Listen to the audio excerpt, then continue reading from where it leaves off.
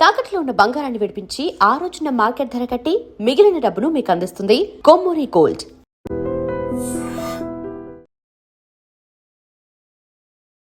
భద్రాద్రి కొత్తగూడెం జిల్లా దుమ్ముగూడెం మండలం నర్సాపురం గ్రామానికి చెందినటువంటి యువతి.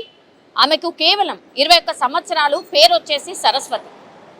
ఆమె ఉన్నత చదువుల కోసం హైదరాబాద్ వచ్చింది. మీర్పేట్లో ఉంటూ ఆ హాస్టల్లో ఉంటూ లేడీస్ హాస్టల్లో ఉంటూ ఆమె తన చదువును కొనసాగించింది. అయిపోయింది. ఆ తర్వాత రీసెంట్గా ఆమెకు టెలికాలర్ జాబ్ వచ్చింది. సో టెలికాలర్ జాబ్ చేసుకుంటూ ఆమె జీవనాన్ని సాగిస్తున్నటువంటి పరిస్థితి. ఇక్కడే ఒక 2-3 ఏళ్ల క్రితం నందకిషోర్ అనే వ్యక్తితోని సరస్వతికి పరిచయం ఏర్పడింది. ఆ తర్వాత ఇద్దరి పరిచయం కాస్త ప్రేమగా మారింది. నందకిషోర్ ఏమీ చేసేవాడు కాదు, కానీ సరస్వతి మాత్రం యాజ్ టెలికాలర్గా పనిచేస్తోంది. మొన్న న్యూ ఇయర్ సందర్భంగా ఈ అమ్మాయి వాళ్ళ ఇంటికి వెళ్ళి వచ్చింది. దానికంటే ముందు కూడా తరచుగా 2-3 ఏళ్ళు అయిపోయింది. మన పెళ్లి విషయాన్ని ఇద్దరి పేరెంట్స్కి చెప్దాం, ఒప్పిద్దాం అనేటువంటిది ఫ్రీక్వెంట్గా వీళ్ళిద్దరి మధ్య డిస్కషన్ ఏర్పడింది. దీంతో నందకిషోర్ చూద్దాం చేద్దాం అనేటువంటి మాట చెప్తూ పోస్ట్పోన్ చేస్తూ వస్తున్నాడు. దీంతో మొన్న న్యూ ఇయర్కి తన సొంతూరుకు వెళ్ళినటువంటి సరస్వతి తిరిగి వచ్చింది. మొన్న ఆదివారం రోజు మళ్ళీ ఇద్దరు కలుసుకున్నారు. ఆ టైంలో కూడా ఇంకా నేను పెళ్ళిని పోస్ట్పోన్ చేయలేను, మా అమ్మా నాన్న పూర్తిగా ఒత్తిడి తెస్తూ ఉన్నారు, పెళ్లి సంబంధాలు చూస్తామని చెప్తూ ఉన్నారు, మన వ్యవహారం ఆర్ ప్రేమకు సంబంధించిన ఇన్ఫర్మేషన్ని మా అమ్మా నాన్నకి నేను చెప్తాను, మీ అమ్మా నాన్నకు కూడా నువ్వు చెప్పు అనే ఒత్తిడి ఈ అమ్మాయి ఈ నందకిషోర్ మీద ఒత్తిడి చేయడం స్టార్ట్ చేసింది. దీంతో ఏముంటుంది, నచ్చలేదు.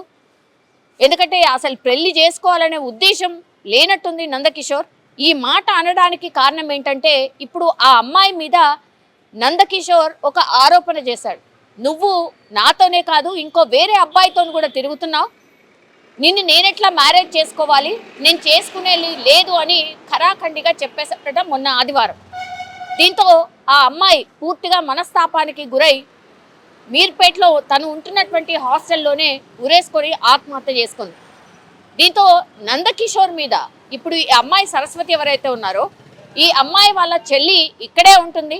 సో ఆ అమ్మాయికి ఇన్ఫర్మేషన్ ఇచ్చారు.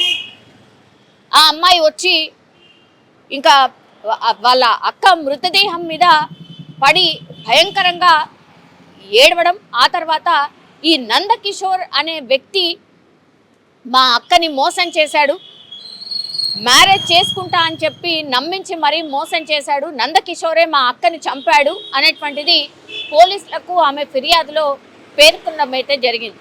దీంతో ఇప్పుడు నందకిషోర్ కోసం పోలీసులు వేట స్టార్ట్ చేశారు. అసలు ఈయన ఎవరు, ఎక్కడుంటాడు, ఏం పని చేస్తాడు, ఈ అంత ఇన్ఫర్మేషన్ని కూడా రాబట్టే ప్రయత్నం పోలీసులు అయితే చేస్తున్నారు. ఎన్ని ఇన్సిడెంట్స్ జరిగాయి, ఇట్లాంటి ఇన్సిడెంట్స్ కోకొల్లలుగా జరుగుతున్నాయి, కానీ అమ్మాయిలు మాత్రం ఏమాత్రం కూడా వాళ్ళ జాగ్రత్తను చూసుకోవట్లేదు.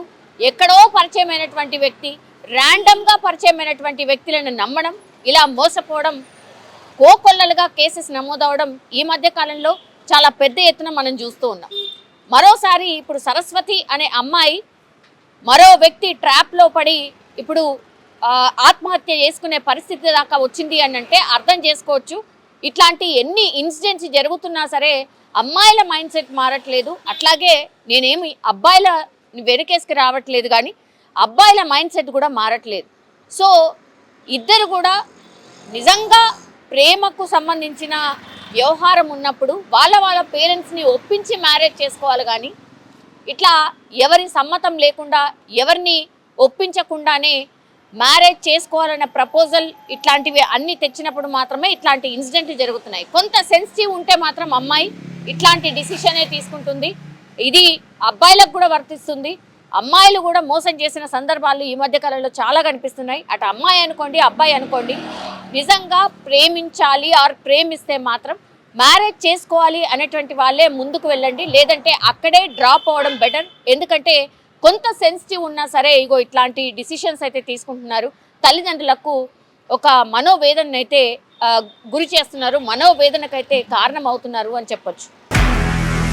నిజంగా ప్రస్తుతం ఉన్నటువంటి సమాజం దేనికి ప్రయారిటీ ఇస్తుంది? ఆర్థిక సంబంధాల చుట్టూ మాత్రమే తిరుగుతోంది. మళ్ళీ ఎన్నికలంగానే చాలా విరక్తి కలుగుతాను. మంచి అనిపిస్తుంది కదా, లేడీస్ కూడా ఛాలెంజింగ్ జాబ్స్ చేసినప్పుడు చాలా బాగుంటది. ట్రాఫిక్ అసిస్టెంట్స్ గా నియమించిన ట్రాన్స్జెండర్స్ అందరితో సాల్యూట్ చేయించుకుంటున్నారు. ఫుడ్ డెలివరీ ఇవ్వటానికి వెళ్ళినటువంటి డెలివరీ బాయ్ అనిల్ పై కళ్ళ ముందు